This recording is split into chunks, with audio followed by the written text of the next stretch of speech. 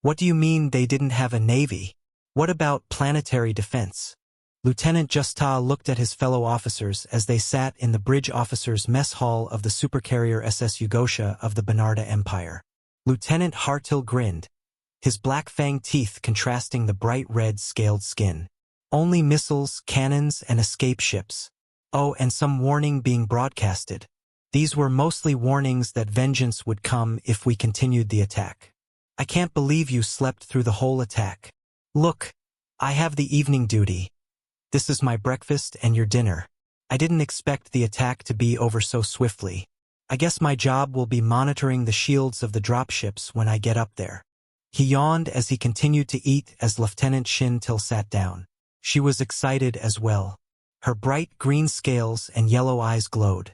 Justa wanted to take her as his mate, but the officers had the first pick. She winked at him. Did you hear? The SS Gushin also took out a human colony. That one was even bigger and older than the one we took. Same thing. No defense, just a silly warning. This is going to be a short and successful campaign. We might get a recommendation. You guys might even get breeding rights. She laughed as she grabbed his food and took a bite. You should hurry up and make a good impression on the captain. This is going to be so easy. I hear the humans got more than 100 colonizers, and we will jump to the next one in about an hour. Justa felt his heart beat faster at the news. That meant he would be at the bridge for an attack and he could prove himself. He stood up. Take the rest, Shin. I'm going to the bridge. I don't want to miss this. They both looked at him and Hartil looked at his sister. I think he wants to ask for you. She grinned at her brother. I'm not accepting a mere lieutenant. He needs to be a lieutenant commander before I accept. She turned to Justa. Well, get going. Earn that recommendation. Justa saluted them mockingly and headed towards the lift and the bridge. As she had said, the ship jumped to the next planet, and Admiral Nuritan was in a good mood. Any ship? No, just transports trying to escape. We have targeted the planetary defense satellites. They are firing. Returning fire. The whole ship rocked slightly as the missile from the satellite hit. Shield down 12%. The Admiral turned towards Lieutenant Justa. Are you sure? Justa double-checked the readings. Yes. Shield is back up to 100% now. The Admiral turned back to the screen showing the planet. Maybe they have better defense. Any more satellites? I'm tracking 14 more coming into firing rank. Recommend shooting them down. Justa didn't know why he was so brazen, but he didn't want the chance to miss him. Well, you heard him. Shoot them down. The Admiral smirked. We don't want to get in the way of our shield weapons analyzer's chance of mating. I mean recommendation. There was some chuckling from the other officers as the satellites were shot down, though 2 were able to fire, and the ship shook both times. Shields down 25% but recharging fast.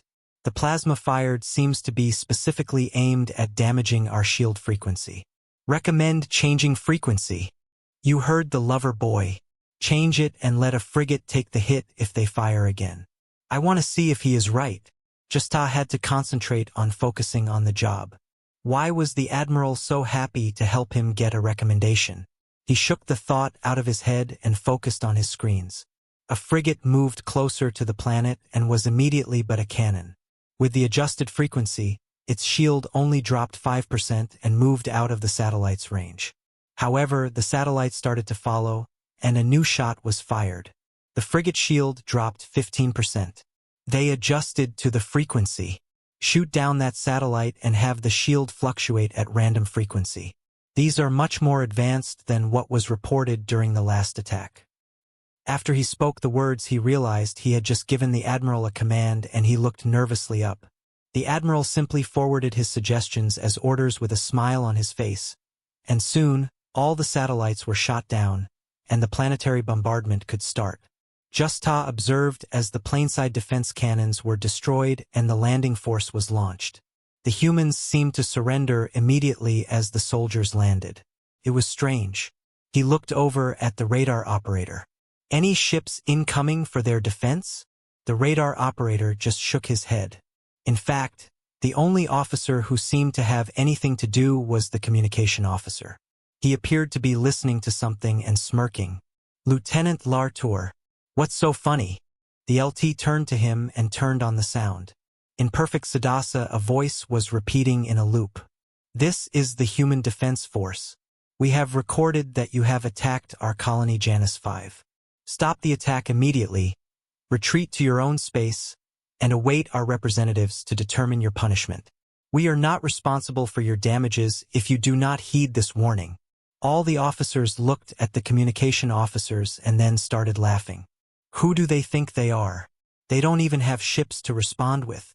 Justa smirked and, just out of curiosity, transferred the signal to his console, and the alarm immediately went off. The laughter stopped as he went over the alarm. Those sneaky bastards.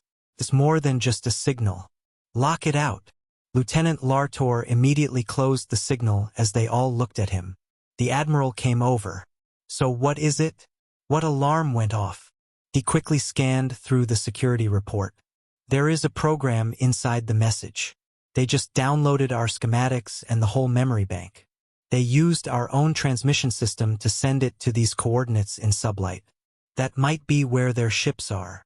The Admiral nodded thoughtfully. You just earned that recommendation. Send a squad to those coordinates SAP.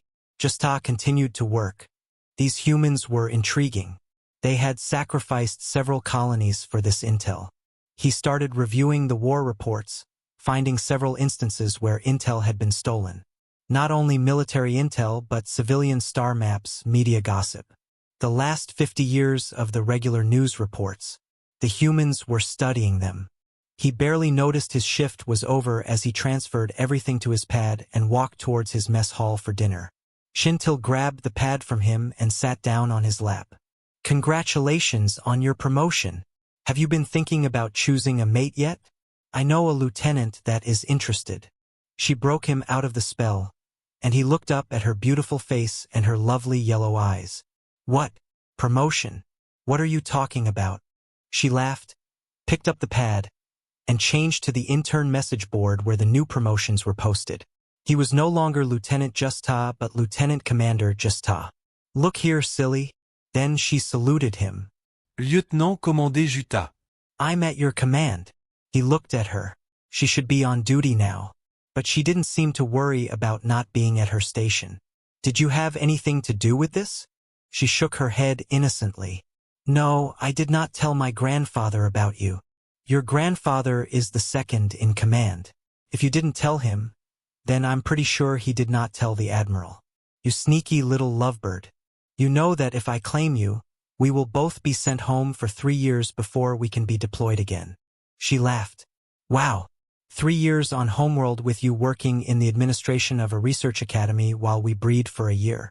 The horror. They both laughed as they embraced. 1 month later. Lieutenant Commandé Juta. Here is your report.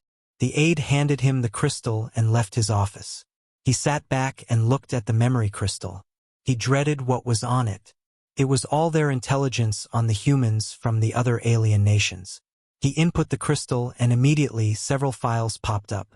The most important was from the Korska Empire. The only empire they feared, and it also had borders with the humans. He started reading. Human Empire. Let us first note that there is no human empire. There are human nations under the leadership of the Emperor Cortez. He and his bloodline is a symbol to unify under, and his only domain is the defense of the human worlds. Something he has perfected. Any nation stupid enough to attack them will face the death of a million cuts, as the humans call it. They only have a military fleet around their core worlds. These ships are all planet killers, from the fighters to their supercarriers, though they rarely will leave the systems they are defending. Instead, the human empire uses an alternative method of punishing anyone attacking their colonies. The late Sodican Empire was one of their victims. Justa stopped for a second. He remembered reading about the Sodican Empire. They and the Korska Empire were vassal states under them. Their fall was strange. They just had several unfortunate incidents. Their royal bloodline was killed in several freak accidents. Their stock market imploded and made their currency worthless. The corruption in their senate became so blatant that the military committed a coup, which led to a civil war. During the Civil War, their best ships and weaponry were sold or stolen by pirates. Within 10 years, they went from the most powerful empire to a backwatered planet and the butt of everybody's joke. Even a Saducan slave was among the cheapest you could get. No risk of anybody defending them. Wait, that was not true. Lately, there has been a movement to free slaves. Even the Saducan ones. But what did this have to do with the humans? He continued to read. The humans sent their operatives to execute vengeance. This group is often referred to as the Wild Hunt and are experts in the destruction of society. Just's jaw hung open. Are the humans the Wild Hunt? Oh frack. He sat in shock as the pad buzzed. It was Shintil with a short message. Oh my gods. The Crown Prince and his family just died in a shuttle crash. It's horrible.